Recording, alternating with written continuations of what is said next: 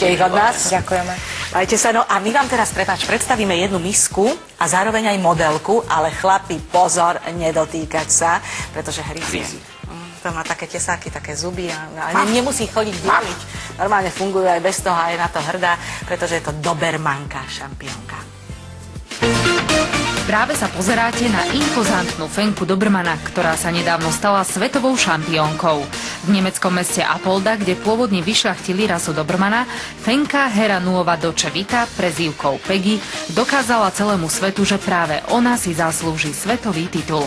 No a my sme sa boli na jej schopnosti pozrieť v kinologickom klube v Šamoríne. Úspela v kategórii IPO, čo je kategória medzinárodného športového výcviku. Skladá sa z 3 disciplín pachových prác, že stôp, poslušnosti a obrany. Najviac bodov sme získali v kategórii stopa, kde sme mali najlepšiu stopu vlastne majstrovstve sveta ohodnotenú 99 bodmi a to patrí medzi naše také silnejšie disciplíny. Peggy má za sebou už aj prvé materské skúsenosti. Zdá sa však, že šampiónka je stvorená skôr na súťaženie. Trošku sme sa potrápili, lebo mamina od tých 4 týždňov skôr myslela už na nejakú prácu a zábavu a nie o starostlivosť o svoje dečurence, takže po tých 4 týždňoch sa chodila už na nich pozerať, len keď dostali papať. Úspešnú kariéru Peggy začala už v mladosti, a to hneď titulom juniorská šampiónka krásy.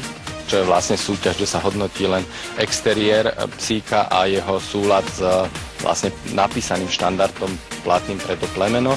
Zúčastnili sme sa aj nejakých modných prehliadok, čo bolo také uvoľnenie v rámci toho bežného kinologického života.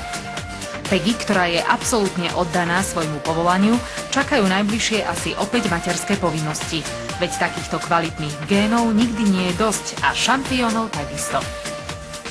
Teraz budeme počítať, ale nebudeme